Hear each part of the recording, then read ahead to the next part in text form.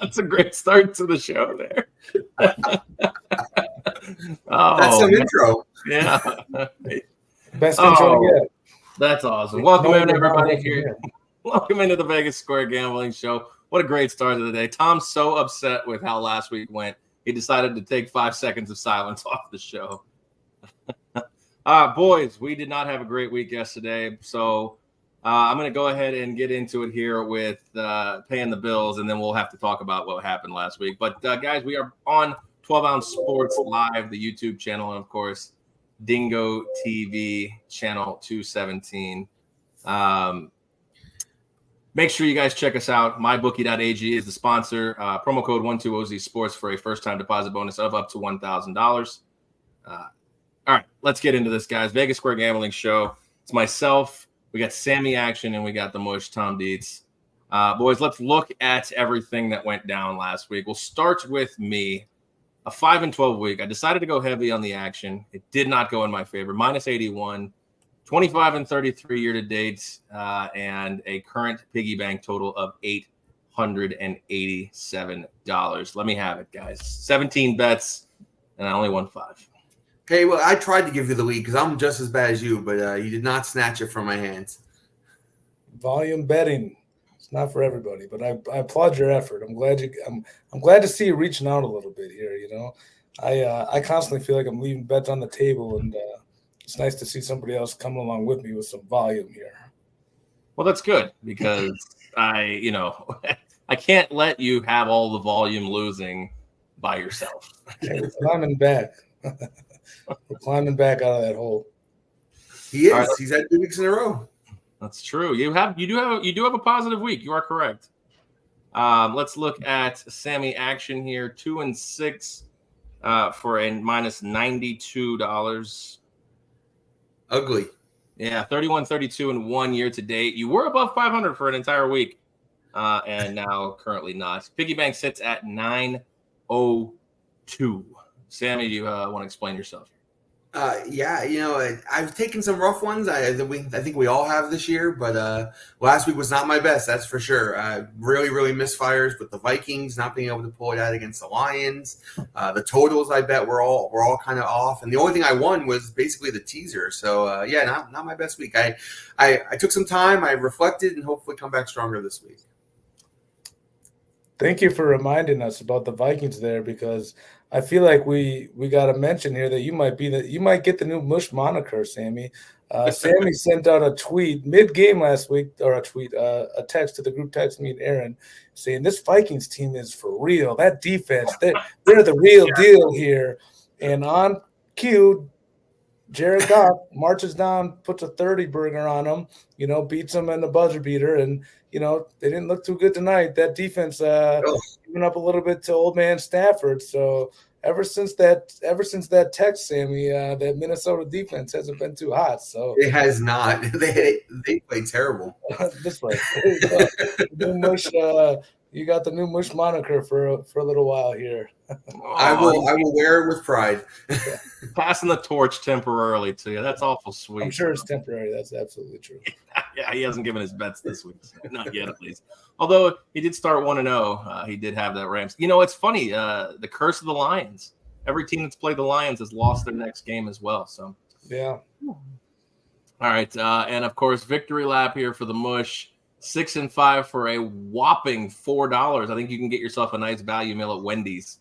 Don't they have some kind of $4 value meal here? 46, 56, and 1 year to date, and the piggy bank sits at 748. That's 2 straight weeks of wins, and I think it was a combined $17. Yeah, that hook. I'm looking over my bets. I want to thank somehow you guys topped me into Jacksonville and Detroit last week. So those are two winners that you guys helped me pick out there. But that hook in the Green Bay over, that one stung a little bit. We were cashing that check at halftime. I thought that was a $22 bet. It's a $42 swing right there by scoring absolutely stalling in the second half of that Packer Houston game last week. So yeah, we're right there. Just a couple little breaks that haven't worked our way. We could. That's a difference. That's all it takes. Well, it really is. We're reaching kind of a halfway-ish point in the season, and you look at the three records. Like I said, we're all sub 500 at this point. Like, what do you look at in this season that we have such these trends of like the NFL dogs 6+ points or greater are cooking, but it seems like when we take them, like the Titans last week against the Bills and other spots like that, it's like we're not picking the right dogs here at this point. But like you look at your records and Sammy, you're the closest to 500, obviously. But what do you look at here in the spot? Like you put all this edge, you put all these man hours into handicapping these bets, and it's just like things just don't go your way. It's got to be kind of a little bit demoralizing right now to look at it in the halfway-ish point in the season. Well, when I look at my record, I have 5 games that I lost in heartbreaking fashion one way or the other, right? Like game script was all on my side, and then things just went wrong at the very end. And like, the biggest difference between a winning and losing season is being on the right side of those, right? Like we're all going to get some really right, and we're all going to get some really wrong. But being on those close games where it's up half a point one way or the other, I feel like I'm like 1-7 on those games where I'm like right there. And that's the difference, right? If I go 7-1 in that spot, now I'm, a bunch of games above 500 and having a winning season. So, yeah, just getting those tight ones right. We're not gonna always pick the home runs. You gotta get lucky on those flips, and I have not been this year, so that's why I'm under 500. Yeah, and it seems like, Tom, a lot of the the people I listen to for information, a lot of the things I read, a lot of these not touts, but let's call them analysts who make picks. They're having tough seasons as well. I mean, what do you make of this as gambling gets more and more nationwide in America? Like, are these lines just? I mean, are they just with the constant movement? And I know the fun buzzword is CLV. I know everybody loves to talk about that, but it really matters. I mean, these games fall so close to these numbers that a number you got on Wednesday can win, and a number you get on Saturday could lose. It's just absolutely insane. Yeah, well, I think it's a combination of a few things. It has been a strange year. I think I heard a stat today that road favorites are 17-2 in their last 19 games here. So it's things like that. Like a lot of traditional analysts or whatever you want to, like serious bettors, like home dogs is a very, very traditional type of play that people would make in the NFL. The Wong teaser has been absolutely dropping from the 7 to the 3.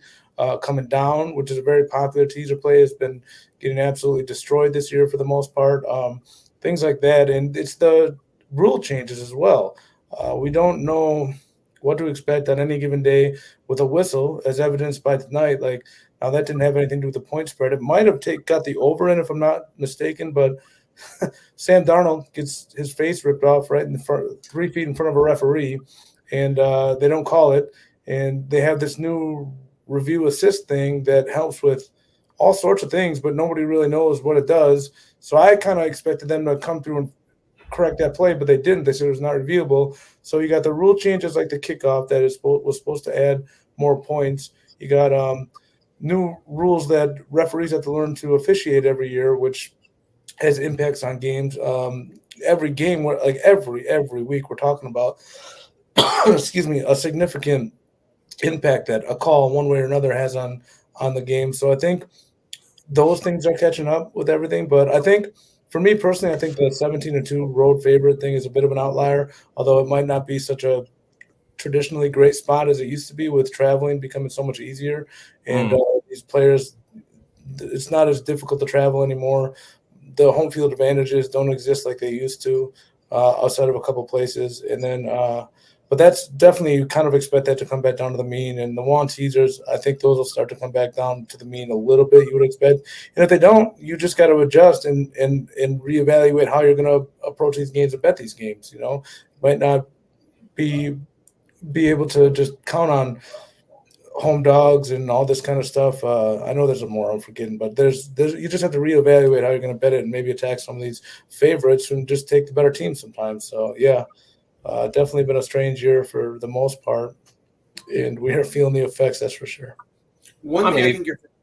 Maybe we'll have to go with Vegas Square teasers and just tease college football. I mean, it's the smart thing to do right now. Moneyline parlays for everything.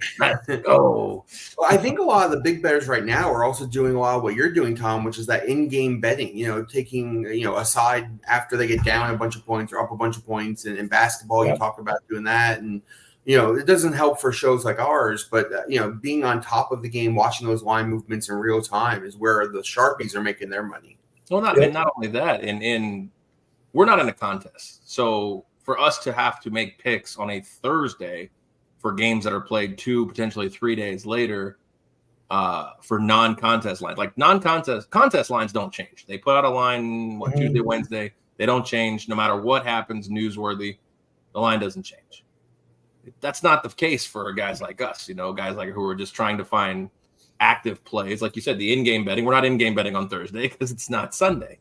So that's a good point, Sam. I think that's definitely something to kind of take with you here is as the gambling gets nationwide more prevalent, the avenues and the options. I mean, like Tom says it all the time, like Vegas is so far behind in the options game and all the different material that other states can bet. And I know Tom bangs that drum almost every time I talk to him. So, yeah, you're right. I think you're onto something, and hopefully Vegas can catch up to some of these other states in terms of offerings and promotions too. Yeah, it's gotten a little bit better. I won't name any names. I switched books that I do most of my betting at, and there's definitely plenty of books in Vegas that just don't have any interest in trying to open up their options for you to bet. They don't want to put in the work to try to, and it's not even hard work. You just got to copy and paste. You can, never mind. That's a whole nother subject. But live betting and prop betting is more prevalent than ever. Like fantasy football has been around forever. And that's how the original, that's how a lot of people really get into the gambling aspect of football.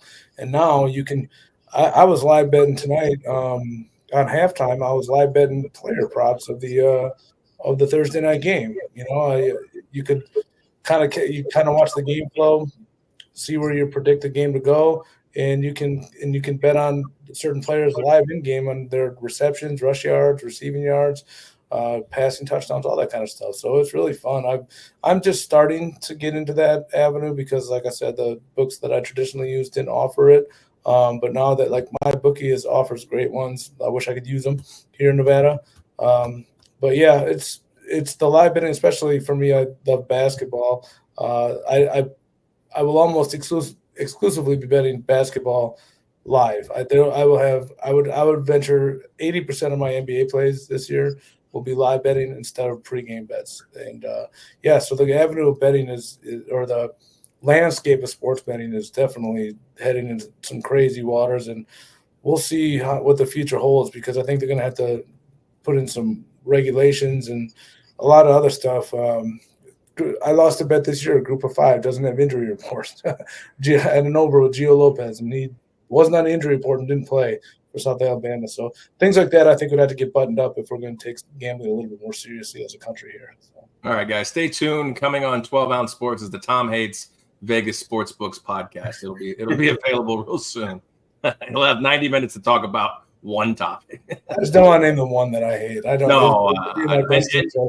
And nor should we here at that point. Yeah. But I will say this before we get into the college and pro previews and, of course, our picks. Don't forget about mybookie.ag. If you are in a state that offers that service, make sure you use promo code 12OZ Sports, all caps, no spaces. I'm just going to let them tell you guys. We're going to take a quick 30 seconds here. MyBookie will give you all the information you need. We'll be right back here on the Vegas Square Gambling Show. Welcome to MyBookie. You're ready to create an account and start making money. And we're here to help. And remember, you can get a bonus of up to $1,000 on your first deposit. Now you're ready to bet. Just go to mybookie.ag. Visit the sportsbook. Click on your bet and input the amount you want to risk or win in the bet slip. Yes, it's that easy. Just remember, at MyBookie, you play, you win, you get paid. All right, guys, welcome back in here to the Vegas Square Gambling Show. Let's get these mics unmuted. I don't know how that happened, but Tom, let's go ahead and pour one out for us last week. You had a good week, but pour one out for me and Sammy there. So Yeah, I need to. All right, cheers.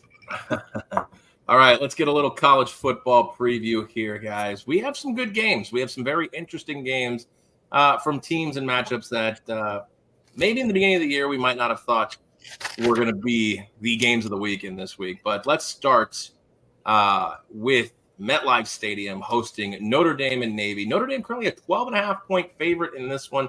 Notre Dame quietly, obviously, the NIU loss is going to hurt them. A 2-loss Notre Dame team, in my opinion, probably was in the playoffs. However, a 2-loss Notre Dame team with a loss to Northern Illinois, that one might have to be under consideration at this point. Total in this one, 51.5, guys. Like I said, this one's in the Meadowlands at MetLife Stadium, neutral site game. Marcus Freeman basically says we are playing with a sense of urgency against a triple option team that can also throw the ball. Oh, by the way, here in Navy coming in has a chance to be the Group of 5 representative as far as the highest ranked Group of 5 champion in the AAC. And if they can put one of these on their resume, a win versus Notre Dame, this would be absolutely incredible, guys. Let's talk about this one, Sammy. Notre Dame minus 12.5 at, not really at Navy, neutral site game in New Jersey here in East Rutherford. I mean, yeah, we've been a big Navy fan on this show. Tom turned us on to them earlier in the year. I've watched a ton of their games, and it's hard not to root for them week in and week out. An undefeated military game at the end of the year would be fantastic to watch. But unfortunately, they do face a team that they are just not nearly as good as here in Notre Dame. And I look at Navy and I want to bet them. I want to root for them. And then you look at their schedule, and they just didn't play anybody. They have one game against a team that's even halfway decent in Memphis. They did win that game, but everybody Notre Dame has played is basically better than everybody else that Navy has played. Like if you flip their schedules, every team Notre Dame played would be the best or second best team Navy's played all season. And so, strength of schedule just leads you to the one they lost to. Yeah, I know you're right about that. But even they would be just as good as some of the teams that Navy's played, though. And yeah, for me, I think Navy wants to keep this game close. They're going to burn up some clock. They're going to run the ball as best they can. Notre Dame's really stout against the run. I'm going to open up the piggy bank on this game because I really feel like this is going to be a closer than everybody thinks game. I think it's probably, 10-point game one way or the other. But instead of taking Navy, I'm going to take the under. Under 52, I got this game yesterday. 52, I think it moved down a little bit from there. I think Navy just runs the ball a lot, and, Notre Dame stops them. They're going to grind out their 2.5 yards a carry, keep the clock moving, shorten the game as much as possible. Notre Dame doesn't have a prolific offense. They're not going to light up the team here at all. And so under 52 seems like a bet for me. I'm going to root for this game. Stay under. Yeah, and Tom, this is the problem here with teams like Navy, and I've seen this firsthand with UCF when they were in the Group of 5, is, the strength of schedule. Well, this creates problems. I mean, I can't speak for definitely Navy, but in a situation like this, for a P4 or in the prior case P5 team to schedule teams like Boise, UCF, Navy, they ran the risk of getting their butt kicked, and it was a lose-lose situation for P4 teams. P5 teams. That's the reason they wouldn't schedule them. They're like, well, if we beat them, we're supposed to beat them, and if we lose to them, then it creates problems on our schedule. Looking at you, Northern Illinois versus Notre Dame. So just to kind of debunk Sammy's, who have they played situation, that's the problem. Is like, I don't know if the same situation applies to Navy, but these G5 teams, when they call the P4, nobody picks up the phone. It's just not worth it to these guys. Not worth their time. Yeah, that's a good point. Makes a lot of sense. And they might have trouble scheduling tougher opponents. I'm glad you brought up Northern Illinois, though, because I do think that Navy can do some of the things that Northern Illinois did. I think Northern Illinois had almost 200 yards rushing in that game. They just kind of leaned on Notre Dame in that one. And Sammy, you're absolutely right. The strength, like Navy hasn't really played too many tough opponents this year. I keep echoing like that. Sorry. But I wanted to bring up, since Northern Illinois, Notre Dame hasn't exactly played a murderer's row of people either. Since Illinois, they beat 1-5 Stanford team, 1-5 versus FBS opponents. They beat Purdue. They beat Miami of Ohio. They got outgained by Louisville and by 115 yards and beat them by one possession. They covered against Georgia Tech by a miracle pick six at the end of the game in that one. So they haven't exactly been playing great football, and they haven't been playing a great schedule since that Northern Illinois defeat either. So they also haven't had their bye yet. This is, I don't know if Navy's the type of team I want to come in off of playing 9 straight weeks, and getting playing a real tough physical game against a team like Navy. This isn't the traditional Navy team that we're used to. They're fourth in the country in points per game. Blake Corbett, fantastic quarterback. He's still in the top. I mentioned this. I feel like I mention it almost every week. Still in the top 5 in QBR for the season. So I think I'm looking forward to this game. I was just looking it up. The line's up to 13.5 right now. It is half of my fire bet. I put Navy in on a money line for half of my fire bet because God, I want to see him win this game so bad. I really do. I'm not a Notre Dame fan. We've been touting Navy all year, like you said, Sammy. His teams want to cheer for the Service Academy teams. I want to see one of them in the playoffs. I want them both to be undefeated when they play each other. If this game ticks, I could see it ticking close to 14 come Saturday morning. I'll find myself with a Navy bet for sure. I might even do it at 13.5, but I laid off the piggy bank. I was gonna bet I came in this week planning on betting Navy. Sammy alluded to the reasons I'm staying off of it for now. But I'm interested if Navy's got it close in the fourth quarter and the feelings from Northern Illinois start coming up. Like how is Notre Dame going to react? How are they going to act in that fourth quarter when Navy's keeping it close, maybe up by a one score or something like that? Is Notre Dame going to succumb to the pressure and go, oh, not again, or will they be able to come through? So I'm really looking forward to watching this game, and I cheering for Navy, and I do have them on half of my fire bet as a money line special.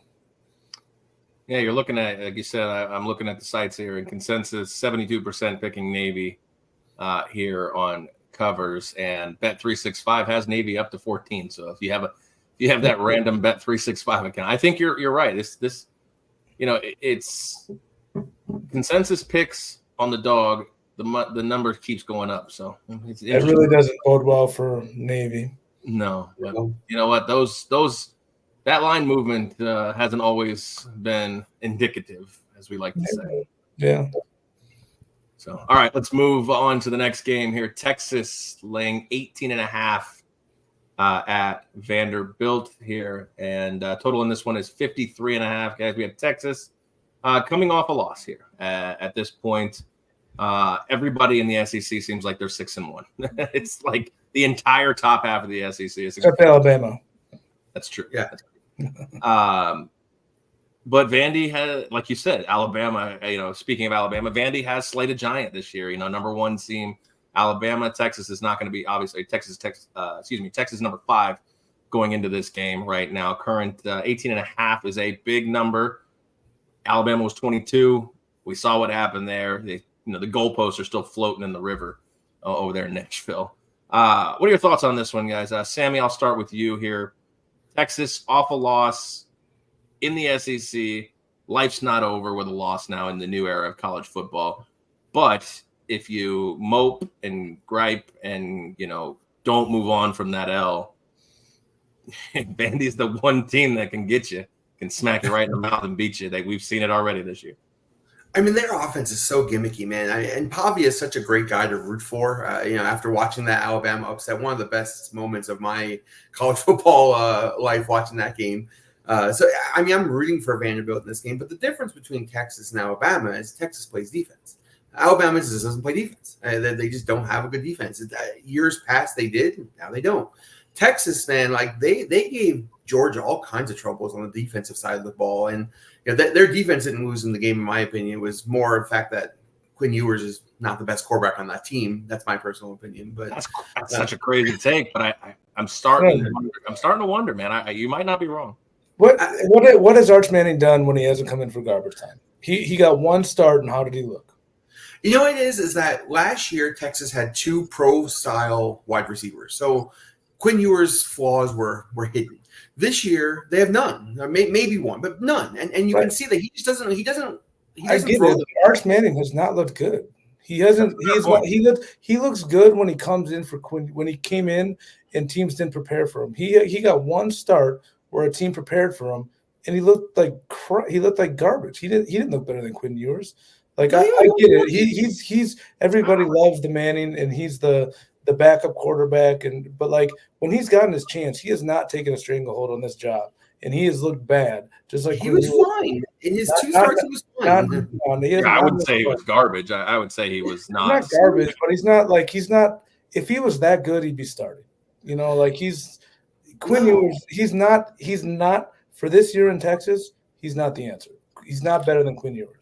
I mean, Quinn Ewers, they win in spite of him, I think, more than anything. They win because of their defense. They win because of their coaching. They don't win because of their quarterback. Yeah, that's fair. I'm just saying, like, Arch Manning he's not doing anything. He's not doing anything that much better than Quinn Ewers. Let's find out. Because, I mean, when he plays, we'll find out. Right now, all we have is prospect. Quinn Ewers is not good. He's just not a good quarterback. That's a tough spot. He might not be a good quarterback. I think he's a serviceable college football player. His resume is like to call him not a good quarterback is kind of absurd. Yeah, like he's went into some big time programs. He's went into some just this year he went into the Big House. And I know I've been down on Michigan. Michigan's not a top 25 team. That's still a difficult place to go in and play, and that is still a fantastic defense in Michigan. And he went in there and got a convincing W. He's not. Everybody clamoring for Arch Manning, like I would love to see it. Like he hasn't proven it. And if he did, I promise he hasn't proven it. He hasn't had the chance, and when he does, he'll prove to be better. That's all I'm saying. He got the start, right? He got 2 starts. He played fine. He didn't get the fine. He played fine. He did play fine. He played fine. Look at his stats. Not better than Quinn. He's not better than Quinn Ewers right now. I would agree with that. Anyway, I'm rooting for Vandy in this game. I'm not rooting for Texas, but at the same time, it's going to be impossible for Vandy to win this game. I'm rooting for Vandy as well in this one. Vanderbilt, 3 wins as double-digit dogs. Virginia Tech, Alabama, and Kentucky. 2 of those at home. 1 of those was the season opener against Virginia Tech. So I think we're all rooting for Vandy. We're all Vanderbilt fans. So. Good versus good here. That Vandy offense is amazing. Number one, that defense was great versus Georgia. Vandy's offense, I got a bucket list of stats I won't bore you with, but my God, they're it's going to be that right there. Texas defense versus Vandy offense is going to be get your money's worth for that game right there. All right, let's move on to LSU and Texas A&M. A&M currently a 2.5-point favorite in this one, total 53. If there are 2 6-1 teams in the SEC flying under the radar, it is these 2. 2 opening week losses, A&M, of course, to Notre Dame, LSU here in Vegas to USC. And they've both quietly rattled off 6 straight. This is a tough one for me in this spot because my head says my head says Texas A&M. My heart says LSU. But my heart forgot to hear from my head that Brian Kelly doesn't win big games. So I look at this one in College Station. A&M still riding Connor Wegman, who has been – you want to talk about a guy who's been up and down. This is the guy. I mean, this is the guy who if Arch Manning was his backup, I'd say Arch needs to start today. But that's not the case here. It's Texas A&M, not Texas. For me in this one, 2 good quarterback Garrett Nussmeier has been absolutely incredible this year. I think he would be in a Heisman conversation if he wasn't in the SEC at this point. He's been shadowed by so many other guys, Carson Beck, Jalen Milroe, etc. But this one, like I said, it's basically a home field advantage type built into the spread here. You guys' thoughts, Sammy, on LSU and A&M? Well, for me, I was on Texas A&M's defense early in the year, and they let me down game 1 against Notre Dame. And they played a great game. They just got worn down. I mean, they played the defense played a great game. They stunk. Their defense played great. Their quarterback played like crap, and their coaching staff was bad. I agree that their defense got worn down. But LSU, I gave them a lot of flack early in the year. I thought their defense was going to be much improved, and did not show that against USC earlier in the year. But in recent weeks, their defense has played a lot better, and Texas A&M leans on their defense. I know you're talking about Nussmeier being incredible, and he's played great, especially in the last game, but I really think the defense is shining through here. I think LSU has a little bit less offense on the road. I think Texas A&M plays a little bit better defense at home. So I'm going to open up the piggy bank on this one as well. I'm going to take under the 54, under 53.5 in this game, 22 to win 20. I just feel like both these teams play at a slow pace. Both are going to rely on their defense. And LSU's offense is not nearly as prolific on the road. 54 is a lot. 53 is a lot of points. That's a fair assessment. I look at it this way. You said, both teams, we talked about this at the beginning of the season, LSU, new defensive coordinator, their defense has improved. Their offense, like you said, may not travel. Tom, home team 7 years in a row has won this matchup. So obviously that's point Texas A&M. Yeah, I don't really know much about either of these teams at the moment. Texas A&M, they were all of our first bets, I think, this year against Notre Dame. They let us all down. And I had LSU. One of my preseason bets was LSU under. I think the total was 9.5 wins. So both teams have bounced back nicely. I don't trust either of them. Not a Brian Kelly fan, but I like Sammy's assessment of the under. Is it an early start game? I think it's 4:30. 4:30. Later. Okay. It is 4:30 our time start. Okay, I kind of think if you like the under, I would think you'd kind of like Texas A&M with that side too, just a little bit of correlation. But I don't have any betting interest in this game. Two teams that I've kind of looked to fade a little bit after week one. I've been looking to fade LSU a little bit throughout the year. I think I had USC against them early in the year, but I don't have a bet interest in this one. So I do have this as a part of my fire bet too. Full disclosure, I have LSU winning this game, obviously on the money line. That line has moved since I picked it. They are now currently a minus 105 favorite. I got them at plus 115. This is the kind of game, like you said, kind of wrap this up. This is the kind of game that where you look and you go, man, why can't Brian Kelly? He did it at Notre Dame. He's doing it at LSU. Like he can have these fantastic 9-3 seasons, but those 3 losses are why you're like, man, it's time to move on from Brian Kelly. He gets all the blue chip players too. He does. To me, that says more about you. Like you get your pick of the litter of these 5-star recruits, and you can't coach them up in big games. That's a big indictment on you eventually. It can be, and that problem was Kirby Smart's problem, Mark Richt's problem. There's a lot of coaches who have had those issues until they finally. I mean, at Notre Dame, we'll give them a pass because academic standards are just a smidge higher than the SEC. But all right, let's move forward here. Missouri and Bama. When's the last time you saw Bama with 2 digits in their ranking? I mean, that's minus 14. That's crazy. It's 13.5, 14. The consensus here at this point. You finding it better? No. I was looking it up. I think wow. Missouri's. I got minus 17. I thought, but Missouri, minus 17.5 now. But it's injury related. Missouri's running back and quarterback's out, or at least questionable. Banged up for sure. Yeah. All right. Well, I'm gonna adjust it here. I see 16.5 at the current number, so I'll just put that up. Total has actually gone down too. Let's take it down to 51.5. Yeah, this is all injury related. I mean, like I said, these things move just it's absolute insanity. We should just put up the matchup and then look at the consensus at the time. But moving forward, guys, like I said, number 15, Bama. When's the last time you heard something like that here? Like, look to get back in the college football playoff conversation here. You can't lose anymore if you're Alabama. That's obvious. I get that. 5-2 for them, 6-1, another 6-1 SEC team. But like you said, we're missing a running back here for Missouri at this point.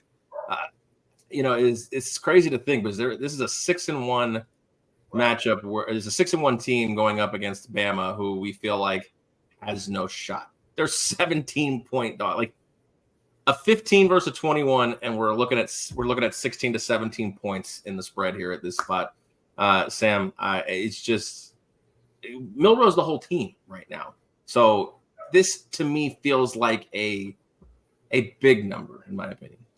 It is, and I think it's a sense of urgency number. I think that bettors are realizing Alabama needs to not just win, but win convincingly to keep themselves in this playoff situation. A 2-loss SEC team will make the playoffs. A 3-loss, obviously, I don't think will. And so I think Bama comes out with a big sense of urgency. And as Tom alluded to before, there's a lot of injuries on the Missouri side. I think if you're going to bet this game one way or the other, you need to find out who's going to play. And so I can't make a wager on today, not knowing, with the injury report coming out late tomorrow on who will actually play. But yeah, it's a lot of points. It seems like if I were on a betting side and everybody was healthy, I'd be all over Mizzou. But without their starting running back and Alabama's sense of urgency, I can see this game being a blowout too. So I'm just a pass, but I'm not even going to watch this game. I think this is a miserable game, honestly. Would you say it's miserable? Bazinga. I saw what you did there. Brady Cook last week, Tom. Don't tune out. Don't tune out. It gets better, I promise. Tom's going to go on a love rant about Devontae Adams and Aaron Rodgers this week. Oh, no, wait, he did that last week. 30 seconds. Brady Cook last week, down 17-3 to Auburn. He goes to the freaking hospital, gets an MRI on his ankle, comes back and leads it to a victory. I don't know. He went to the hospital in the middle of the game? Went to the hospital in the middle of the game, yeah. It's oh my! How did I not hear that? I didn't even know that. That's insane. You're hearing it now. You're right. In this spot, might have to open up the piggy bank now. You gotta love just guys who in this NIL era and this pay for play era who still kind of are like put me back in, coach. I can't think of 99% of these guys who would come back in the game, especially in college. But I don't know. Something about that just leads me to kind of want to back Missouri in this point. Yeah. Well, he's the guy. Like if he plays, I like, and it stays at this number. I like it because Missouri's got good running backs. They got a guy named Marcus Carroll. He's averaging 5 yards a rush right now. So if Noel can't go, they'll be fine, and they're going to try to run the ball down their throat anyways. So if Cook plays, I would like to bet. I'd probably end up with Missouri here, anything over 2 touchdowns. Especially now that I know that story. That's pretty cool. That's great. There you go. You're welcome. That's a little nugget for you. Yeah. All right, Illinois at Oregon. Current line, I'm seeing 21.5. Let's see. It's still 21.5. Total in this one, 54.5. Oregon, obviously, 7-0, number 1 team in the nation.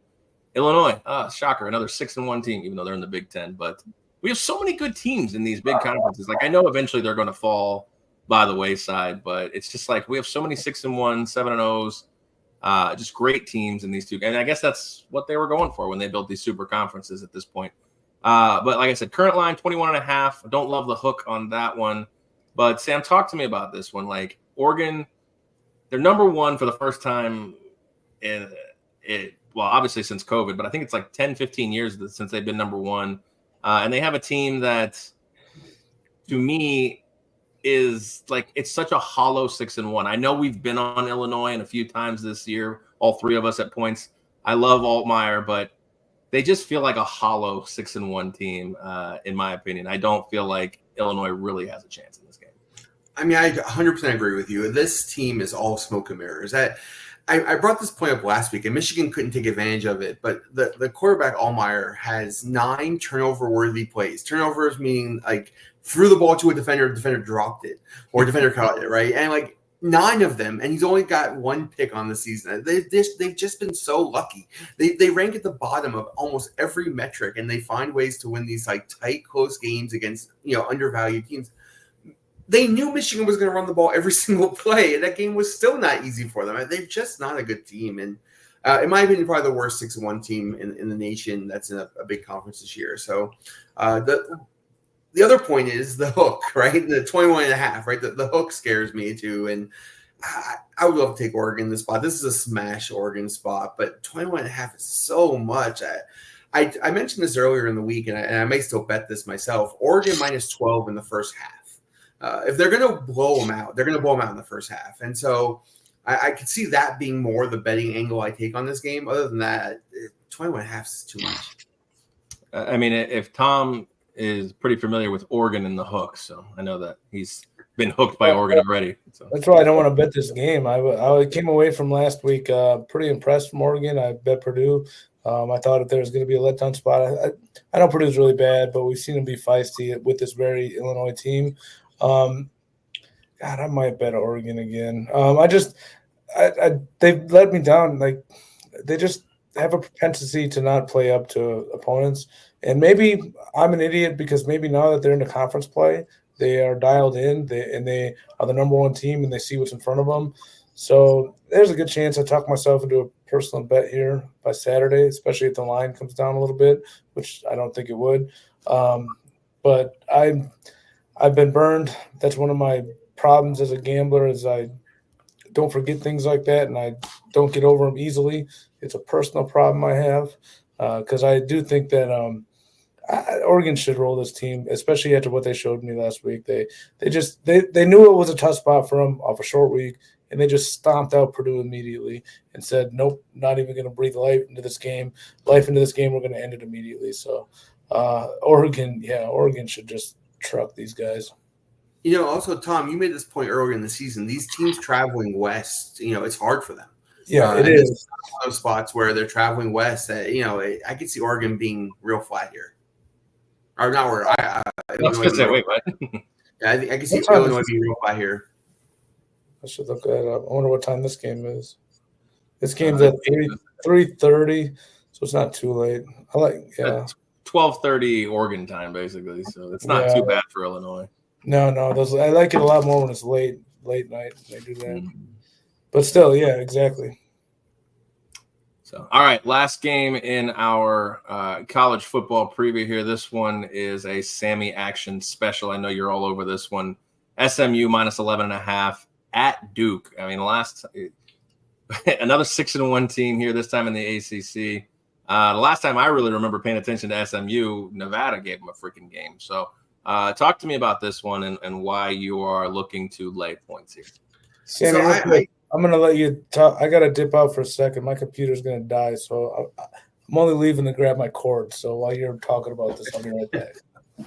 Well, I'm all over SMU because last week one of you guys had bet Florida State. I think it was you, Aaron, and I watched a lot of that game, and Duke stinks. Like, they stink. FSU made them look so good in that game, but they are terrible.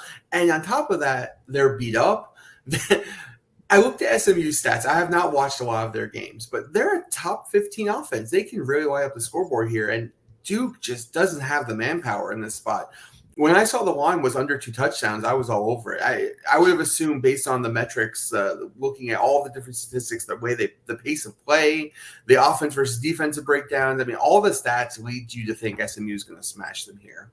On top of that, pace. I've been talking about pace quite a bit, and both of these teams like to play at a very fast pace, and that very much favors the favorite. And so I think if Duke tries to play at a fast pace here, they're just going to get run out of the gym. I mean, this is terrible for them. One of the worst spots I think they can be in outside of after playing a very heartfelt, emotional win, beating Florida State for the first time. They're going to be. I think this is a total letdown spot. I think SMU just absolutely rolls them here. It's a good spot. I mean, they have 4 consecutive games of 35 or more points. Maybe that's something to look toward the over in this spot too. You're right. I mean, if you look at try to get game script here, it's SMU running them out of the gym. I don't disagree with that. You're correct. I mean, they're going to put up points. Can Duke keep up? And to be fair, like, even though I didn't cover that game, like, FSU was all kinds of in that game until the very last whistle. And I know that it meant something more to Duke because they had never beaten Florida State. 0-22 lifetime, now 1-22. But that may be kind of one of those relief game, and then they come and get stomped by freaking SMU. Yeah, this is. I'm going to make a personal bet on this game. I'm all over SMU this week, under 14. I couldn't agree with you more. In fact, that was such a great analysis. Sign me up. Let me add $11. Here for it? The man's had 7 days to charge this laptop, and he picks the middle of the show to grab his cord. No, I thought I was charged. It must not have been charging earlier. I had it. I was looking up all the games, and I plugged it in, and I thought that it was charged, and then I just looked up, and I must have not had a charger when I had it. So, but yep, Sammy, that was excellent. Aaron, producer, sign me up for a piggy bank bet. SMU minus 11.5, $11 to win 10. All right, text me that one after the show. We'll add it to the piggy bank. Guys, that was the college football preview. We're going to take a quick commercial break here, guys. On the other side, it is NFL week number. What are we in? 8 at this point? Yeah. 7, 8. Yeah, week 8. We'll be right back here, guys. On the other side of the commercial, it is NFL Week 8 preview and picks. Of course, this is the Vegas Square Gambling Show. We will be right back.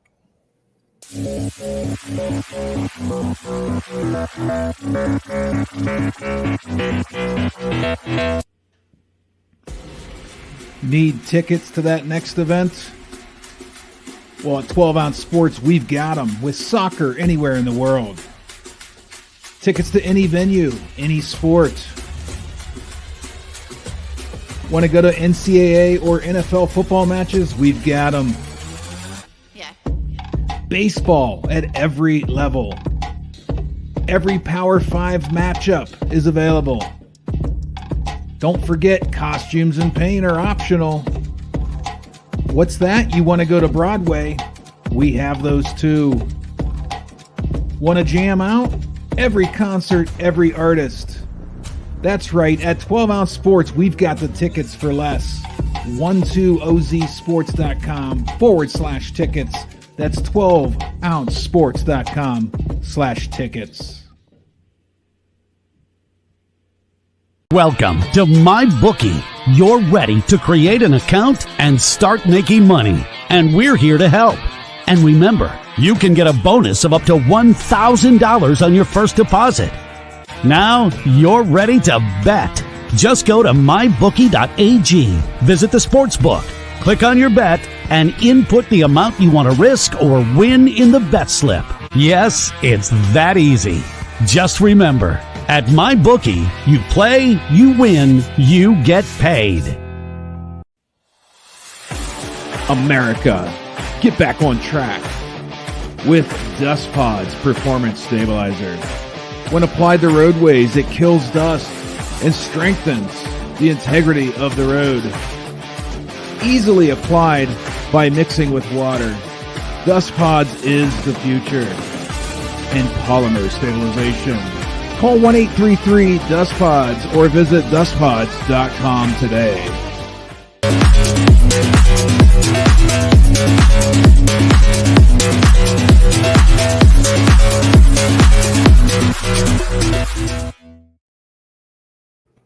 All right, guys, welcome back in here to the Vegas Square Gambling Show, guys, presented by 12 Ounce Sports, Dingo TV, and MyBookie.ag. All right, let's move into NFL week number 8.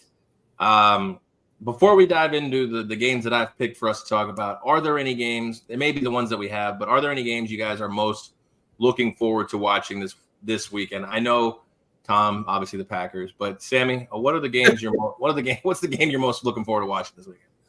Eagles Bengals is a good game. I expect a lot of points in that game, and so spoiler alert, I like that game. I'm actually interested in Bears Commanders. I know it's a weird game to be interested in, but if Jaden Daniels plays, yeah. And then I'm actually looking forward to Giants Steelers on Monday night. My anti-Daniel Jones campaign continues, and seeing if Russ can continue to cook. I think there's a good storyline to be had there as well. I've been rooting for the Daniel Jones benching for a couple weeks now, so hopefully this is the week where that finally comes to fruition. Yeah, in a week, I think that we were robbed of some pretty good storylines this year with Jaden Daniels getting hurt, going against Caleb. That NFC South battle with Tampa and Atlanta, all those Tampa injuries. That's not quite the matchup that it could have been. And, of course, one of the marquee matchups, Dallas and San Fran. Who's down worse? Who's down and out worse between those two? That'll be interesting. But one thing I'm kind of interested in, not necessarily to see who will win, is Antonio Pierce said he was going to play Mahomes like the Jordan rules. Warren Sharp sent out a tweet today showing I said to you guys, I thought that he's out there saying kind of what we had talked about since Mahomes did that little fake outside, go to the sidelines and then juke the guy and get another 20 yards. He's actively saying he's going to punch him right in the mouth. And friend of the show, Sal, if you're watching, I don't hate the Chiefs. I don't hate Mahomes. I hate all that little gimmicky bullshit, fake siding, fake go to the sidelines to try to act like you're going to go to bounds and then skip out. Any quarterback should get blown up on the sidelines the rest of the year because of that. Take your 15-yard penalty. Okay, enough. You can't be made a fool of anymore. Enough of this letting up because you can't hit them. Make the rest make them call it. We saw it again tonight. They don't call everything. If there's any doubt, if he's still in bounds, light those quarterbacks up because they're runners at that point. They are not quarterbacks. So yeah, I hope we see a little. We could see some excitement. I don't expect the game to be very competitive, but we could see some excitement along those lines. And I was interested in tonight's game. The Rams, they were feisty. They won the game outright. Looking exciting. So yeah. You're not wrong. If you're the Raiders and you're going to get run out of the gym, might as well take the old slap shot approach and just fight your way out of the building. In a year, if there's any coach that wants to take the attention away from his horrific calls going for that field goal last week, Antonio Pierce, was it last week? Whenever he played the Rams? Going 4th and 9, what should I do down 8? Kick a field goal. Okay. That punt at the 40 in week 1, I think. Hey, if you want to take the attention off of your horrific game management skills, hey, show the world that you're not afraid to light these quarterbacks up on the sideline when they're dancing around trying to manipulate the rules to their favor. Guys, don't forget to follow us on X. You can see our X handles right there. Sammy Action 3379, my Vegas Square host, and of course THMS Deets. Although you could change your handle to the Mush, that'd be pretty fun. I wonder if that's taken. Let's get into it, guys. We'll start with that Eagles-Bengals game that Sammy has marked in the calendar, guys. Eagles-Bengals. Bengals 2.5 total in this one is 48. If there's one thing the Bengals can't do this year, it's win at home. And yet here we are as a 2.5 point favorite, guys. Jalen Hurts, I love the guy. I've always said this on any show I've done, just because he's my favorite quote of all time is the rent's due every day. I love that quote from Jalen Hurts, and it always makes me root in his corner. Unfortunately, he's got a child for a coach who, although take out the Nick Sirianni, the Saquon Barkley interaction last week, I did kind of like that one. But Philadelphia and Cincinnati, total in this one 48. Sammy, I'll start with you. This is a hell of an early slate matchup. I do love the matchup between these two teams. Yeah, and you know what else the Bengals can't do? They can't stop the run. And last I checked, Philly can run the ball. And so I feel like Philly definitely gives them – I think the Bengals defense is like 28th in the league this year. They've been horrible. And the only defense they shut down was, go figure, Daniel Jones, right? And the Eagles can't stop the pass. And the only team that couldn't pass on them was, yeah, you're right, Daniel Jones. My anti-Daniel Jones campaign continues. But well, we don't have any apologists on the show, Daniel Jones apologists on the show anymore. So. But all things considered, 48 is a lot of points in the NFL. There haven't been a ton of games that have gone over this number this year. But I think this one does. I think both teams put up numbers here. The Bengals offense is ranked number 1 for proficiency this year. Their passing offense has been outstanding. The Eagles secondary has been basically crap. Their pass rush has been good, but the Bengals can protect Burrow. They've done a good job with that this year. And I think the Eagles score plenty of points as well. They're back to being healthy with their 2 wide receivers. And so I'm going to open up the piggy bank over 48. Give me a 22 to 120 on this game. Yeah, Sammy, I'm right along there with you. I went back and forth on this game and even had to text Aaron that I changed my mind. I was originally going to go with the Eagles plus 2.5 for all those reasons. The Bengals, they can't stop the run. These two teams have what changed my mind a little bit is I do think there's going to be points. These two teams have a common element here. Both of their last 2 opponents were the Giants and the Browns. So I think the fact that both the Browns and the Giants couldn't really get anything going offensively in both of those games has kind of maybe shortened this total a little bit, because I think, like you said, Sammy, both of these teams' strengths play to the defense's weaknesses. Eagles secondary is a joke. They can't stop anybody. And Burrow, he's playing fantastic. T. Higgins is playing amazing right now. They got their full arsenal back. Chase Brown is coming on as running back. So I expect them to be able to to score the ball. And so I do have the piggy bank open for over 48 points. And I also I put a little bit more faith in the Bengals being a very, very poor rush defense. So I'm also going to put the Eagles team total over 23 in for $11.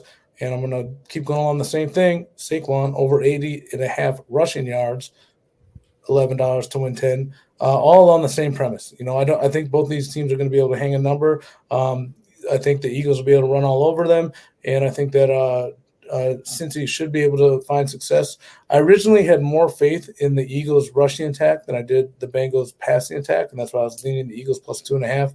But in the end, I decided I just can't trust the Eagles as a whole and Nick Sirianni against Joe Burrow. I think regardless of the game script, I think that the game will get over, and the Eagles should be able to get over that team total of 23 with Saquon having a day. You guys remember the last time these two teams played? Do you remember who won the game? No.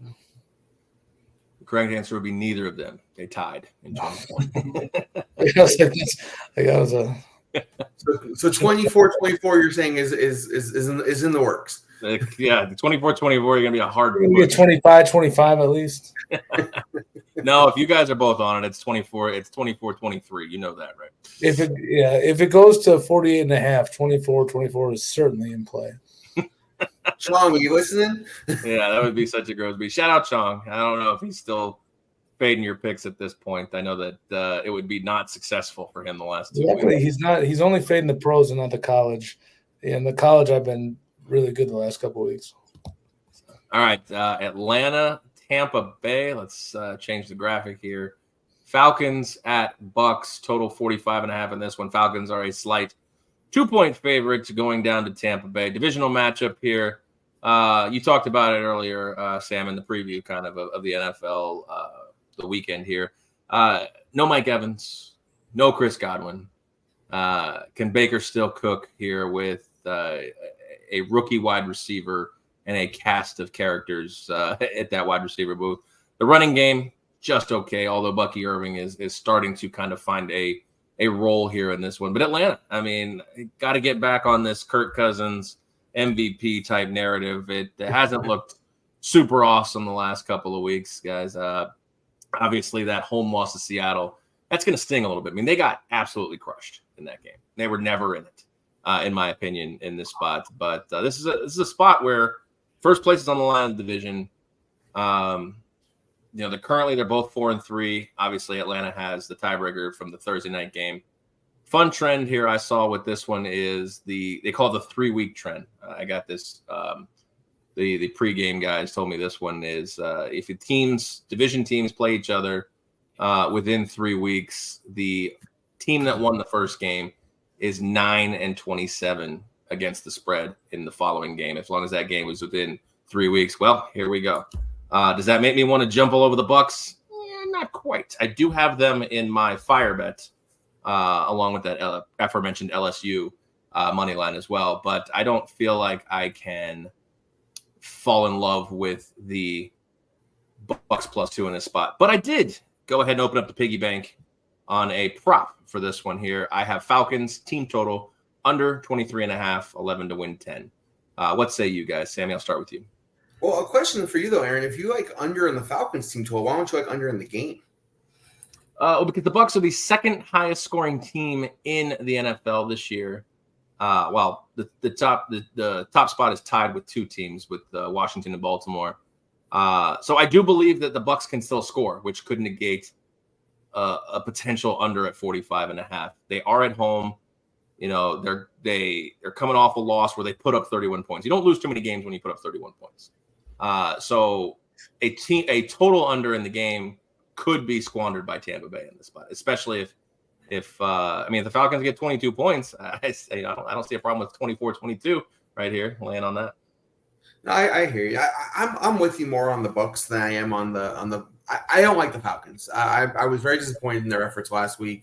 I thought they would hang a number on Seattle. Their defense hasn't played well all year, and they just couldn't move the ball. Costly turnovers over and again. Kirk Cousins played probably his worst game as a Falcon. And so I'm not high on the Falcons and division games, and this will be a theme for this week for me. I like the dogs in these division games, and so if I was going to bet, and I'm not going to bet in this game just because the Bucks have no active wide receiver other than Cade Otton, I think I would like the Bucks in this spot in almost every circumstance with any sort of healthy roster. But it's a pass for me. But division home dog, I'm all over it typically. So no bet, but I like your under in the Falcons. I don't like their offense. Yeah, I mean, everything screams take the Falcons in this spot. They're leaving it at -2. It's actually ticked down a little bit. Buccaneers off a short week. They lost their two biggest threats with Evans and Godwin. Bucky Irvin might not even play in this game. He's questionable. But to me, that's just I can't. It's just stay away from me. I've learned in these spots, if it looks too good to be true, you got to stay away. I mean, Buccaneers, they still have a pretty good defense despite Baltimore hanging a number on them on Monday night. They got Winfield in the backfield and Vita Vea up front, a couple of studs. Baker, he's mobile. He can move the ball. Cade Otton's played well. They got Sterling Shepard as a veteran presence in that receiving core still, and a three-headed monster if Bucky Irvin plays. Rashad White looked good last week, catching the ball out of the backfield. There's ways they can still move this ball. The weather's always an element down there in Tampa, especially this time of year. It could get nasty. I have no interest in betting this game. If I was, I would just go with just the normal, like this. You think it's a slam dunk Falcon spot. Why is the number getting to 3? Take the division home dog in this spot. But I'm not gonna do it with the number of injuries, especially with Bucky Irvin now, maybe hurting that three-headed monster they have in the backfield. Yeah, and like you said, let's not confuse Baltimore's offense with the Falcons' offense. Yeah. And also, Falcons have the least amount of sacks of any team in the NFL, so they just don't get after the quarterback well. They have so many flaws on this team. It's hard to bet them. Well, and I know Baker's not one of the higher, paying echelon quarterbacks, but when you do decide to pay a quarterback, when the chips fall, no Evans, no Godwin, potentially no running game, potentially no Bucky Irving. This is where when you pay the quarterback, he has to overcome those problems. Well, he's got the skill set to be able to move the ball still too. He moves well in the pocket. If he can avoid the boneheaded interceptions, he'd be, top tier quarterback. Be a $40 million quarterback in New York. All right. We all have a piece of this one. The Deshaun Watson season, potentially era, is over in Cleveland here. Ravens and Browns. Ravens currently -9, some spots 8.5, some spots 9.5. It's all over the board right now with regards to those numbers. Total in this one, 44.5. This is another one. Like you scream, okay, backup quarterback. I understand it's a divisional game. The Ravens are on a short week, but I mean, they have looked so good. 9 just doesn't seem like enough. They're going to win this game 44-10. But in steps Jabu, my guy, Jameis Winston, and all the pundits that I've listened to and talk, and people I've talked to this week. This is an upgrade for Cleveland. Absolutely. I know, as insane as it sounds, when you have the backup quarterback go in and it's a potential upgrade. There's only a couple places where it's like that, in Carolina and maybe Cleveland at this point. But we all have a piece of this, so I'll go first. I have 2 pieces of this. I'm going to take the Browns plus that 9, and I'm also going to go over in this one because I know the Ravens going to get theirs. And if I'm keeping this within 10 points, I'm loving every bit of Jameis Winston giving me 17 to 21 points in this spot. Same. I agree. Home division dogs. These teams don't like each other. They play each other twice a year. They know each other. The Browns have a defense. They can still play defense, and it's an upgraded quarterback. I mean, we've seen this before where teams rally around their quarterback when they don't think their starter is the best player. You saw it with Carolina when Dalton comes in the very first game and they light up the scoreboard. This is a Browns spot, 100%. I'm with you here. Browns plus the 9. Give it to me, 22 to win 20. And I'm going to use them in my fire bet. I think the upset is a possibility here. I think the Ravens coming off hanging a big number, short week, traveling, going to a very hostile environment. I think the Browns are a live dog here. Browns all over. Yeah, Tom, and the only thing that scares me in this spot is has Cleveland given up? They're 1-6. They traded Amari Cooper. their quarterback that we believe they were still, he was still the guy in the locker room, even though the fact that Jameis Winston was the one giving the pregame speeches. Myles Garrett came to the defense of Deshaun Watson, obviously, at his press conference. But the question I have is, which scares me a little bit when making these bets, is has Cleveland given up? I mean, this has got to be the last. They go 1-7. I think it's over at this point. I mean, maybe if they were playing a team like the Titans, you could make that argument, but they're playing the Ravens.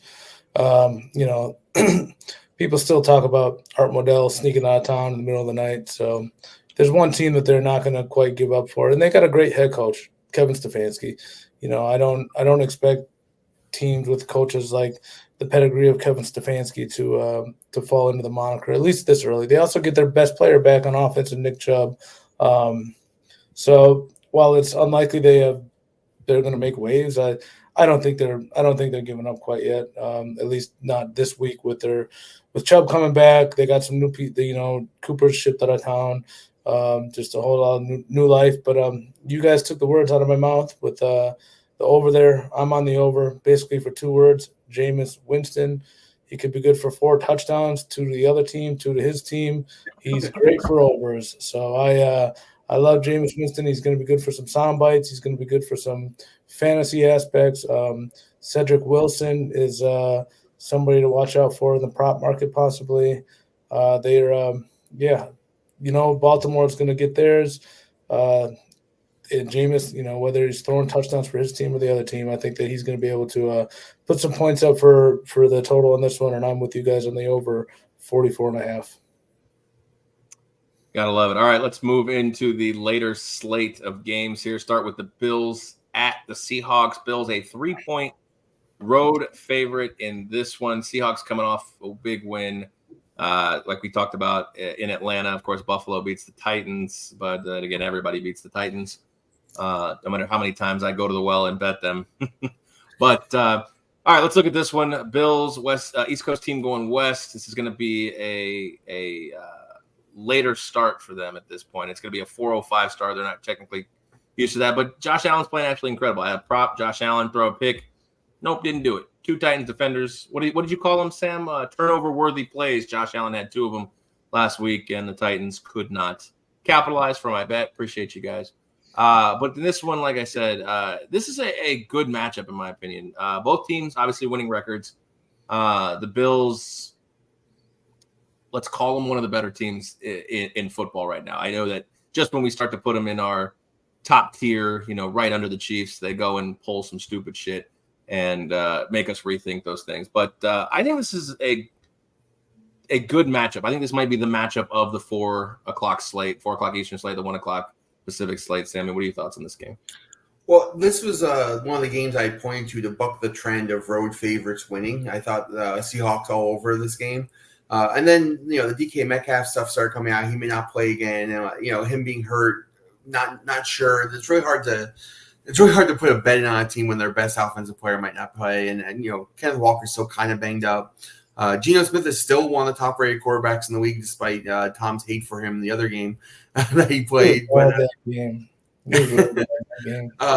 It's a pass for me just because, not knowing the stats, some of these players makes it really difficult to bet them on a Thursday. But I think these are the types of games where that trend starts to come back down to earth and, home dogs, start making a comeback for the season. I would be on the Seahawks or I'm no bet here. Yeah, I'm with you on that, Sammy. I like the Seahawks in this game. I also like the under. Not to pull the trigger on a bet because, like Aaron said, I don't have every time I zig with the Bills, they zag. Every time I zag, they zig. So it's one of those type of things with these guys. Heading out west in a rainy day, playing Seattle's getting some of their guys back on defense, and that Seahawks defense is supposed to be pretty good, and they got hit with the injury bug early in the year. And last week they went down and played Atlanta and just blew them out of the water. So they could be rolling right now. I don't know why I didn't put this in my piggy bank. I do like the Seahawks and I do like the under though. I just didn't follow through with the piggy bank bet. I might end up with a bet on them. What? Not too late. Yeah, I think we make this a show bet and we go to the window with this one. It sounds like we all like the Seahawks. All right. I'll go on board with that. I'll lock it up with you guys. We'll leave it out of our piggy bank, but we'll place a show bet. We'll put some money down in that. These big road favorites, especially traveling like that, they can't keep winning forever, can they? I don't know if I'd call -3 a big road favorite in the spot. Well, yeah, I just meant you're right, not big road favorite, but Seattle's a good team. And they're number one in the NFC West right now. They got a lot to play for. And they do, and especially I want to, Sam, you brought up my Geno take. I want to personally apologize to Geno. I know he watches the show, so I do like Geno Smith. I may have been a little out of pocket with that when I was a little frustrated watching him sail balls over players' heads all night. Maybe he had a sore thumb. I don't know. He's not as bad as I think he's a very, very good. He's a good quarterback. An alleged friend of the show. I don't know if I go that far. I don't know if I'd go. He's a good quarterback. I mean, in terms of who would you rather have, Geno Smith or Trevor Lawrence? I mean, I'd rather have Danny Jones than both of them, but come on, you don't mean that. How much are you drinking over there? That drink. I'm joking. I wanted to see smoke come out of Sammy's ears. I think Mike texted him to say that. Did he Venmo you like $5 to say that? No. I'm just saying that. But I would take Geno Smith over Trevor Lawrence at this point. That's tough. It depends on what I got around me. How about Tua? Take him over Tua? No, I mean, a healthy Tua? Yes. A healthy Tua? I'm taking Tua over Geno Smith. Yeah, it's tough too. I like Tua when he's healthy too, but he has a lot of weapons.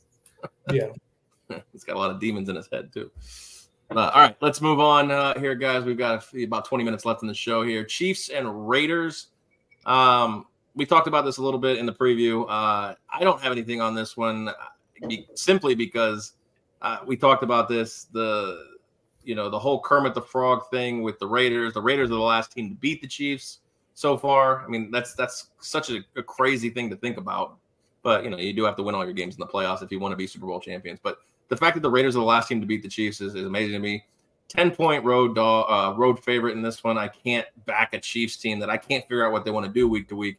But I know, Sammy, you are on this one. Yeah, I'm all over the Raiders this week. Another division home dog. These teams know each other. They play each other tough.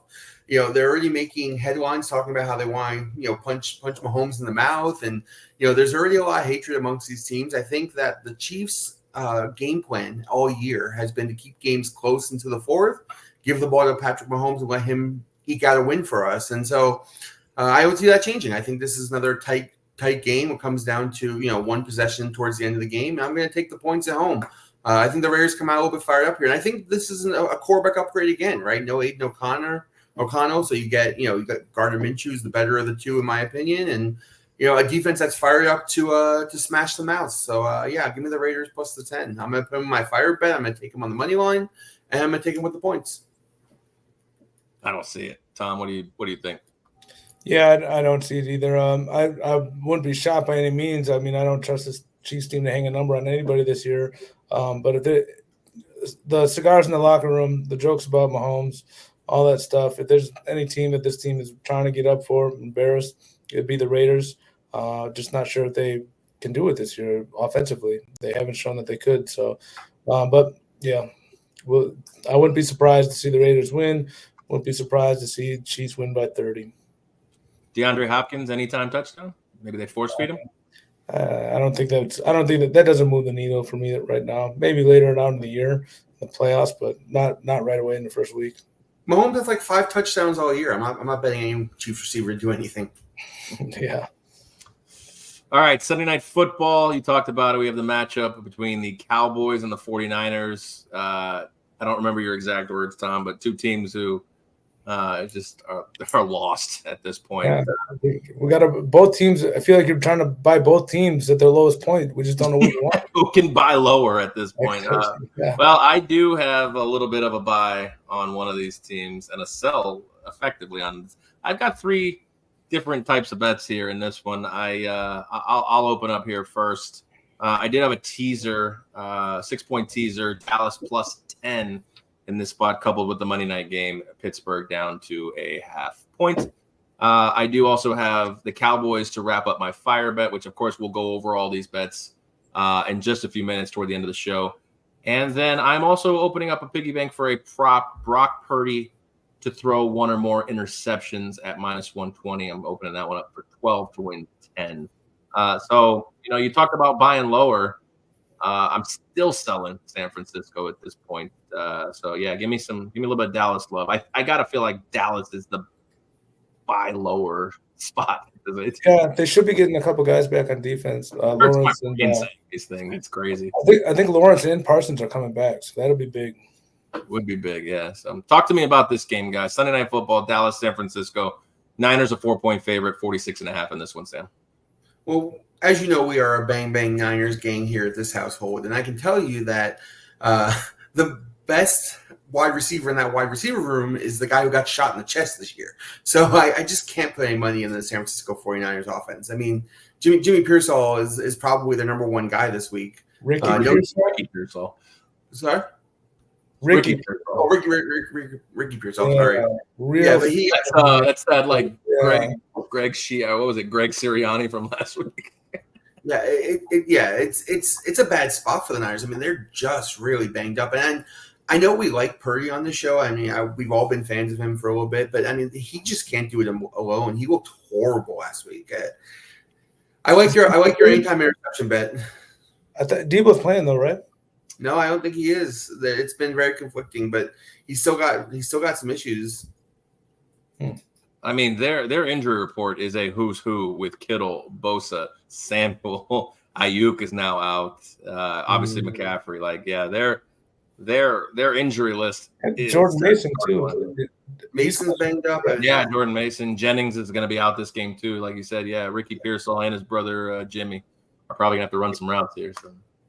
Ricky Pearsall is the healthiest guy on their team, and this is a guy who got shot this year. I mean, this is not a healthy team, and until they get healthy, I just don't know that you can actually back them with any sort of monetary bet.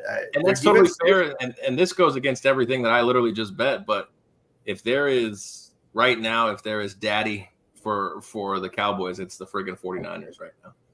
Yeah, no, right. With all that being said, I do like your idea to tease it up to 10, Aaron. Even if you do the 6.5, get it to 10.5. With Dallas getting their two best defensive players back and this laundry list of offensive players, I thought Debo was playing. I guess maybe he's not. Even against and you got Dak, CD, all those weapons on offense. Jake Ferguson. I don't know how the Niners win this by a margin. I think trying to find Dallas and some teaser legs this week is not a bad idea. Because I don't charge. What? No charge. Oh, thank you. No charge. Yeah, I might be looking to do that myself now. Because even if San Francisco can come out and put a good game plan together, like, are they really going to win this game by more than two scores? And the total is high too. I mean, I don't know where this total comes from. This is a high number too. Yeah. Well, like you said, this is what everybody wanted to see with Brock Purdy. Oh, he's got all these weapons. Well, he don't have them now. He's got Jimmy and Ricky Pearsall at this point. I like those things. I like these primetime games just for a little sweat when we come and watch the game at home. I like to throw a little single game parlay and just for a little fun and teasing the total up to 53 something maybe, and Dallas up to 10.5 might be a fun little sweat bet if you're chasing money or just want to enjoy the game on Sunday night. That might be a fun little. We'll be doing both of those. Probably enjoying money or enjoying the game and chasing money. All right, let's wrap up the slate here. Monday Night Football, Giants at Steelers. Steelers currently at home, favorite of 6.5. Total in this one, 36.5. We talk about these dogs catching almost a touchdown or greater and how they're on just absolutely an incredible run. But we've also piled on the Danny Jones shit train. So how can you really feel good about Giants plus 6.5? In this one, like I said, to finish the teaser leg with the Dallas Cowboys, I do have the Steelers at minus 0.5 here in this one. So as long as they don't tie and they just win the game, I should complete that after the Cowboys also get me my fire bet in to finish that one as well. Talk to me about this one, guys. I don't really have a ton. Like I said, I think the Steelers would just win. Russ cooks. You guys know I'm a big Russell Wilson stan, so I'm always going to root for Russ. So that being said, like I said, let's go Pittsburgh. Just win the damn game. Yeah, I like your side. I think the Giants have a very strong defense, and I think they're going to be a scrappy dog in this game. But in the end, it'll be one or two more Daniel Jones mistakes or inability to get the ball in the end zone that just cost them the game. That's been the recurring theme all season for them. So I have no bet on this game. My buddy here, my buddy Steve Shad, who watches the show, he's a huge Giant fan. He'll come over and probably watch the game with us, and we will basically food vomit every time the Giants have the football because that's what their offense has been this year. So yeah, I'm rooting for the Steelers. I don't have much to say other than hopefully this is the Daniel Jones retirement of the Giants party. They're not playing at home, so he's got a chance to throw a touchdown pass this week. So that's true. I can't get to 6.5. Steelers shouldn't be laying that big of a number against anybody. So I didn't know you were a Russ stan though. That I don't know how I missed that. I was a huge Russ stan until the Mr. Unlimited thing. That's obviously taken me back. A little bit, but I'd like to think moving into Pittsburgh, obviously signing that league min basically deal has humbled him a little bit, and he looked really good last Sunday. I mean, he's shaky in the beginning, but they really cooked against your two secret admirers, Aaron Rodgers and Devontae Adams. Yep, they did. They embarrassed him. So, all right, guys, it is time for the best part of the show. It is picks. And since, Tom is not one to be short on words, we always let Tom go first, as he likes to give you guys his picks. I do have your picks separate because you do have quite a few of them. So you kind of let me know when you're done with the NCAA. We'll go to the NFL, and then, of course, your props and so on. So we'll start with your NCAA here. Well, we touched on a lot of them here. I'll just go through NCAA. I'm going to go back to the well on a couple things that have been working. North Texas is an auto bet over every week for me. They're top 6 in points per game and yards per game on offense, bottom 10 in points per game allowed and yards per game allowed on defense. 5th quickest tempo in the nation. They have 25 plays of 30 or more. I don't need to go on. They're playing Tulane. Tulane, every time they play a bad defense, they put a number on 45 against South Florida, 71 against UAB, 52 against Southeast Louisiana, and 41 against Louisiana. So, yeah, over 67. There's North Texas 6-0 to the over this year. I don't see that stopping by anytime soon. Arkansas State minus 7.5. We went to them last week. We're going to go to them again. They're playing Troy this week. Their quarterback is injured. That's a real bad offense with that quarterback out. Arkansas State's their defense is getting better. They're trying to make a play to win the Sun Belt. I think after starting the season, I think they're 3-3. I think after putting one on Southern Miss last week, I think they get the ball rolling here. And UNLV, I have 2 on this one. It's homecoming for UNLV. This is going to be the game of the week. I'm really excited to watch this. I have taken them plus 3.5. I also have them on the other half of my fire bet, UNLV and Navy. Money line. Listen, JT's the beast. Sammy, shout out, picked him to be a Heisman winner this year. Now he's looking like a favorite. If he doesn't get 400 yards, I think that they can. If UNLV can get a lead, stay in this one, and make Madsen throw on them, I think they're going to win this game outright. And UNLV special teams, I mean, Ricky White coming off the sidelines there. Boise State has nobody to guard Ricky White. In the secondary, they have nobody to block Ricky White off the edge coming in to block punts. So UNLV's just got too many ways to beat you, and I like them to cover the 3.5 points in that one. Pros, I already went through most of them. I'm riding my Packers. This is a trappy line, -4 against Jacksonville in Jacksonville. Traditionally, Green Bay has had trouble in Florida, but games that they would have lost last year, 2 years ago, they're finding ways to win this year. A young team coming to fruition with LaFleur. Jacksonville coming back from a 2-week stop in London. They can't stop anybody. They get Tyson Campbell back in the secondary, but Jacksonville, they run a man coverage. Tyson Campbell can't cover 3 number 1 wide receivers. So I expect Jordan Love to be able to throw all over this Jacksonville team. I have him over 259 passing yards as one of my prop bets as well. That one I'm throwing a little extra on, $22 to win 20 instead of my traditional 11 to win 10. because I just expect Green Bay to really keep improving and showing that they are the second best team in the NFC at this point behind the Detroit Lions. Patriots and Jets over is my next bet. Jets possibly missing 2 of their safeties. Patriots offense is looking real good with Drake May. Not looking real good. Drake May he's feisty, and I think that they can get this number over 41. Dolphins minus 3.5 against Arizona. Tua's back. This is only if Tua's back. If Tua's not back, this is a no bet for me. But if Tua should be back, if for whatever reason he gets ruled out late, this is a no bet. But yeah, Kyler Murray has not won back-to-back starts in 25 games, and they won last week. For whatever reason, Kyler Murray just can't string together 2 straight wins. I think Miami's been waiting for this day. I think that they're going to right the ship here. They're not out of the playoffs yet. They could really turn this around. I expect them to cover the game against Arizona. So time out a second here. So Sammy, I think we need a ruling here. So we make the picks on Thursday. Basically, we're putting tickets in the window. If Tua doesn't play, does this? All right. For sure. Take it. In the interest of time, go ahead. My last prop bet is Chargers team total over 23. There was a real change in the guard last week. I had J.K. Dobbins on some prop bets, and every time I looked at my phone, it was pass Herbert, pass Herbert, pass Herbert. They're starting to let Herbert kind of cook a little bit, even though there wasn't a loss. It was frustrating because I think they could have won that game if they gave Dobbins a ball a few more times. But either way, I don't think the Saints team will be able to stop the Chargers offense, whether it's with Dobbins, whether it's with Herbert and their receivers. I'm taking Chargers team total over 23 points. That's it. Jordan Love leading the league in interceptions. He missed 2 games. He should be throwing the ball over them. Channeling his inner Jameis Winston. Yeah. Brett Favre. There you go. Yeah. You saw that picture I posted? I did, yes. All right, Sam, I have your picks on the screen if you want to go ahead and rattle those off.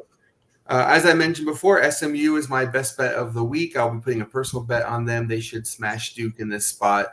Under in the Notre Dame Navy game, as we discussed, I think these teams are going to play at a fairly slow pace. Navy's going to try everything to keep this close.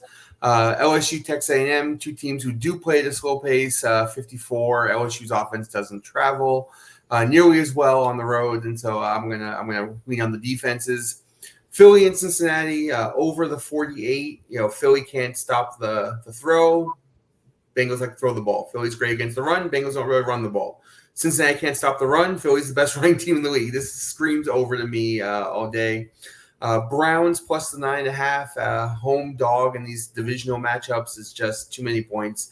Give me the upgrade in quarterback with Jameis Winston. Give me the return of Nick Chubb, and Ravens coming off a big number. I feel like this might be a tighter game with a live dog. Titans plus the 11.5. Same idea with the Lions coming off a very big game, putting a lot of points up against a very tough Minnesota defense. Is a total letdown spot. I think Tennessee keeps this game within 1 score, but I get 10, so I like the fact that I get a key number here. And then same thing with the Raiders, a divisional game, tough matchup, teams that don't like each other. Raiders want to make some headlines playing at home against a team they hate and they know very well. Give me the 10 points and keep this game close. Teaser, trying to stick with the long teasers until they start coming in more. I did hit one last week. Chargers minus the 1.5, tease down from 7.5, along with the Jets minus the 1. Jets already beat this team. They know this team very well, and I'm not a believer in the Drake May experience just yet. I think he's going to be good. It's still just too early. My fire bet is the 2 big money line dogs, Raiders plus 400, Browns plus 350, brings you $10, gets you back $215. I do think both of them have a chance to upset here. Raiders are the last team to beat the Chiefs, and the Browns are a very live dog in this spot. I dig it. All right, I'll rattle mine off here real quick. Let me find the graphic. Nebraska, 25.5 against Ohio State. I know they're going to the horseshoe. This is my last dish effort with Baby Mahomes. I'm wondering if Ohio State just needs wins and not sexy wins at this point. Because of the 1 loss. So I'll take the 25.5, say they lose by 3 touchdowns. North Texas, I think, like you said, if they're going to hang with Tulane, it's a stock over at that point. So I'll take them plus a touchdown and change. Arizona, I don't. Oh, Arizona. That's to say, I don't have Arizona. I have Miami, but that's Arizona, the college team, minus 3.5 against West Virginia. I think Arizona is the far better team, and they get the home game. Then Cincinnati's going up against Coach Prime in Colorado. I want everything against Colorado. They're getting too much steam, too much love here right now. So Colorado by 3, cover the 5.5. Dolphins minus 3.5. I will stick it whether Tua plays or not. Bet's locked. Browns plus 9. Baltimore, Cleveland over 44.5. We're also on the Titans plus 11.5, and that teaser we talked about. Dallas plus 10. Pittsburgh minus 0.5. Props: Brock Purdy throw a pick. Falcons team total under 23.5, and of course the fire bet is 12-1. LSU, Bucks, and Cowboys all with a money line victory. Guys, it's been fun. We love to do this each and every Thursday. We appreciate you guys tuning in. 9 p.m. Eastern time. Catch the replay anytime. Good luck on your bets. Make some money, and we'll see you guys next week.